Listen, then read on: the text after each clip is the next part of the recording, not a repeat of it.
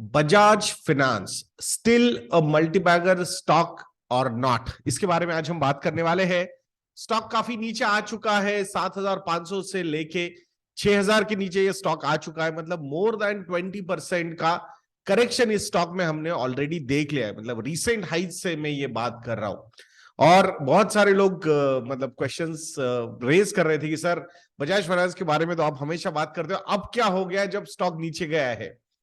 तो डेफिनेटली उसके पीछे के रीजंस भी समझेंगे क्यों स्टॉक नीचे गया है, और अभी भी ओवर द लॉन्गर होराइजन इस कंपनी के बारे में हमें क्या लगता है, इसके बारे में भी हम डिस्कशन करने वाले हैं।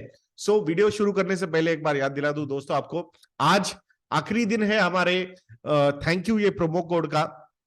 तो 7 लाख सब्सक्राइबर्स जो यज्ञ इन्वेस्टमेंट एकेडमी के यूट्यूब चैनल्स पे हमने अचीव किया है माइलस्टोन, उसी के लिए गिव अवे बोल के हमने हाईएस्ट एवर डिस्काउंट ऑफ 60% दिया था आप लोगों को। तो थैंक यू, ये प्रोमो कोड यूज कीजिए ऑन आवर मॉडल पोर्टफोलियोज। मात्र 4,000 रुपए में आप हमारे सारे मॉडल पोर्टफोलियोज को सब्सक्राइब कर सकते हो। सो आइए अब बात करते हैं बजाज फाइनेंस के बारे में। कल परसों 2-3 दिनों में ये स्टॉक ऑलमोस्ट 8 से 9% नीचे गिरा। तो क्या रीजन था, क्या ऐसी अनाउंसमेंट आई थी कंपनी की तरफ से? कंपनी की तरफ से अनाउंसमेंट यह आई थी कि जो ग्रोथ के एसेट्स अंडर मैनेजमेंट यानी कि लोन ग्रोथ जो हुई है वो 27% की है, बट मार्केट ने थोड़ी सी ज्यादा लोन ग्रोथ एक्सपेक्ट की थी। तो 27% की वो लोन ग्रोथ लास्ट क्वार्टर में वो 31% थी। तो कंसिस्टेंटली ये ग्राफ यहां पे नीचे आता हुआ दिख रहा है, and that's why market is getting worried. जिस कंपनी ने 35%, 40%, 45% तक लोन ग्रोथ दिखाई थी, एसेट्स अंडर मैनेजमेंट ग्रो करवाए थे, वहां पे जब ऐसे नंबर्स थोड़े से नीचे आते हैं, एक्सपेक्टेशन से नीचे आते हैं, तो मार्केट के रिएक्शंस भी उतने ही सीवियर हो सकते हैं। ऑलरेडी ये स्टॉक 40 के ऊपर प्राइस टू अर्निंग्स रेशियो पे ट्रेड कर रहा था, प्राइस टू बुक रेशियो के हिसाब से 10 के ऊपर ये स्टॉक ट्रेड कर रहा था। So when the growth numbers are not that impressive जो मार्केट एक्सपेक्ट कर रहा था, वहां पे ऐसे करेक्शंस होते हैं। And that's why I always say that कि जब कोई स्टॉक बहुत ऊपर जाता है तो you need to be ready for corrections also, अगर वहां पे प्रीमियम वैल्यूएशंस मिले हैं किसी कंपनी को। सो जब ये प्रीमियम वैल्यूएशंस मिलते हैं, at that point of time disappointments can trigger a debate of over valuation also, and that's what is happening with Bajaj finance. यहां पे हम तो कोई स्टॉक पिकर है नहीं कि शॉर्ट टर्म में ये लीजिए, टारगेट ये है, स्टॉप लॉस ये है। तो अब और भी मतलब ये जो नंबर्स नीचे आए इसके बारे में समझेंगे, and then ultimately I will give a long term view also about this company. तो यहाँ पे जब पूरी इंडस्ट्री की क्रेडिट ग्रोथ जो है, banking and financial services industry की क्रेडिट ग्रोथ यानी लोन ग्रोथ जो है वो 17 से 18% तक आ चुकी है। ये नंबर 10 से 12% के बीच में था, अब ये 17 से 18% ऊपर आया है। अब आप बोलोगे यार पूरी इंडस्ट्री इतनी अच्छी परफॉर्म कर रही है तो ये टॉप परफॉर्मर, इसने तो और ज्यादा परफॉर्म करना चाहिए था इंडस्ट्री को। That is the problem. अब क्या हो गया है कि ये इंडस्ट्री जो है, बैंकिंग हो या फिर एनबीएफसीज हो, इन्होंने अपने जो बैलेंस शीट से एसेट क्वालिटी है वो बहुत ही बढ़िया तरीके से इंप्रूव की है। तो जहां पे स्पेसिफिकली पब्लिक सेक्टर बैंक्स या फिर lot of private sector banks also focus ज्यादा होता था कि भाई पैसा जो लोन के तौर पे दिया है उसको वापस कैसे लिया जाए, प्रोविजनिंग कैसे की जाए, इस पे ज्यादा बैंक्स का या एनबीएफसीज का ध्यान होता था रादर देन ग्रोथ पे।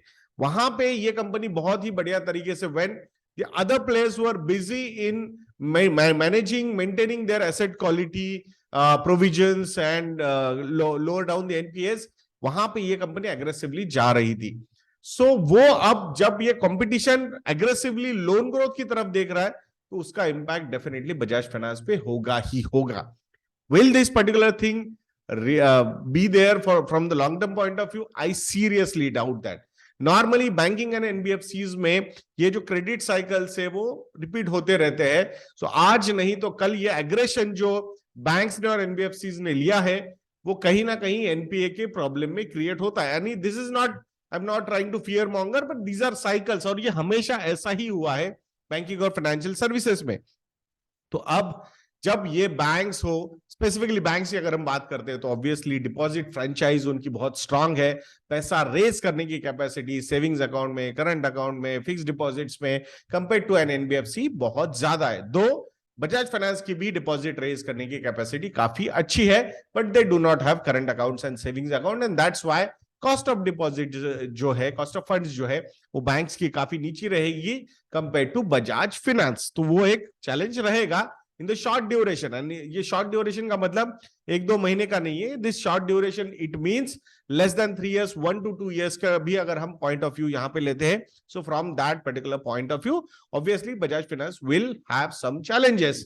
तो अब जब जो क्वार्टरली नंबर सामने आए हैं, अब रिजल्ट्स आएंगे तो उसके बाद रिजल्ट्स भी एनालाइज करेंगे, but till that time any negative news will be taken quite seriously from the market players, and that's why यहाँ पे lower than expected numbers आना ये भी मार्केट ने बहुत ज्यादा निगेटिवली लिया है। सो और एक प्रॉब्लम है बजाज फाइनेंस का जो बहुत ज्यादा रिपोर्ट नहीं हो रहा है, बट जो बजाज फाइनेंस के लोग हैं उनके साथ जब मैं डिस्कस करता हूं तो वहां से समझ में आता है कि ह्यूमन रिसोर्स का भी एक प्रॉब्लम आ रहा है। सो अब ये कैसे है? So Jio finance is aggressively getting their position ready for Bajaj Finance kind of business, और बजाज फाइनेंस के बहुत सारे एम्प्लॉइज छोड़ के जियो फाइनेंस में जा रहे हैं, ऐसा मतलब ग्राउंड लेवल पे वी गॉट द फीडबैक। सो ये भी एक प्रेशर रहेगा जब ह्यूमन रिसोर्स का अगर शिफ्ट ऐसा होता है, so definitely that is also going to be a challenge. Plus अब रिलायंस की कंपनी है, वो अब मुकेश अंबानी ग्रुप की कंपनी है, सो डीप पॉकेट वाला प्रमोटर है, सो और ल्यूक्रेटिव बिजनेस भी काफी ज्यादा है, प्लस जो रिटेल का एक सपोर्ट है इनके पास अवेलेबल, तो वहां से टिपिकल बजाज फाइनेंस का बिजनेस रेप्लिकेट करना उनको आसान जा सकता है। आई एम नॉट सेइंग कि एग्जैक्टली वो वैसे ही कर पाएंगे, बिकॉज बजाज फाइनेंस काफी मंझा हुआ प्लेयर है जो नई कैटेगरीज को डेवलप कर सकता है, नई कैटेगरी ऑफ लोन्स को डेवलप कर सकता है। So definitely we can not underestimate their potential, ये भी समझना जरूरी है। लास्ट क्वार्टर में भले ही यहाँ पे loan growth lower than expectation हो, बट क्लाइंट एडिशंस जो है बहुत ही जबरदस्त नंबर आया है 7.8 मिलियन का, यानी कि 78 लाख का। मोर देन 6.5-7 करोड़ तक ऑलमोस्ट क्लाइंट ये कस्टमर फ्रेंचाइज बजाज फाइनेंस की हो चुकी है। Plus consciously they are taking calls not to go for low margin loans, so वहां पे हाई मार्जिन लोन्स पे ज्यादा फोकस किया जा रहा है बजाज फाइनेंस की तरफ से। सो ये numbers are numbers, assets under management, loan वगैरह, तो उनके लिए जो नंबर है वो लोन ग्रोथ का नंबर में सारे ही लोन्स उनको कंसिडर करने पड़ेंगे। बट अगर जब रिजल्ट्स आएंगे तो हमें और ज्यादा वो नंबर पता चलेंगे कि क्या बजाज फाइनेंस ने लो मार्जिन वाले लोन्स को थोड़ा सा इग्नोर करना शुरू किया और हाई मार्जिन लोन्स पे ही फोकस जो उनका पहले से रहा है उस पर ज्यादा किया है। ये देखना भी उतना ही इंपॉर्टेंट हो सकता है, and that's why a bad quarter of a good company could turn out to be a very good opportunity। हम हमेशा बात करते हैं red is a colour of opportunities, और वहां पे उस एंगल से अगर आप देखोगे तो ये कंपनी काफी स्ट्रांग है। Do not take it by mistake that कि Bajaj finance is just an NBFC. Bajaj finance के पास बहुत बड़ा डेटा है, और उस डेटा को एनालाइज करके बजाज फाइनेंस बहुत सारे नए नए प्रोडक्ट्स, नए नए अप्रोचेस भी सेट करता है। सो ये सारी चीजें बहुत इंपॉर्टेंट है, and that's why Bajaj finance के ऊपर थोड़ा बहुत in the short duration because of negative news pressure बन सकता है, but from the long term point of view अभी भी ये काफी स्ट्रॉन्ग प्लेयर है। Ambitions are quite high. Private sector banks में जो सबसे बड़ी बैंक्स है, जिनकी बैलेंस शीट सबसे बड़ी है, उनसे ज्यादा बड़ी बैलेंस शीट्स, एसेट्स की बुक मतलब अचीव करना ये कंपनी का अगर गोल हो सकता है, तो आप समझ सकते हो कि मतलब एक क्लियर पाथ लेके, डायरेक्शन लेके कंपनी यहां से आगे जा रही है।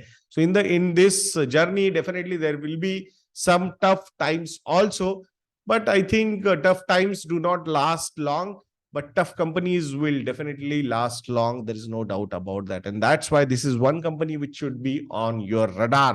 So red is a color of opportunities, ये याद रखना जरूरी है। डायरेक्ट एडवाइस नहीं दे रहा हूं बाय और बाय करने की, but definitely this is one company which should be on your radar.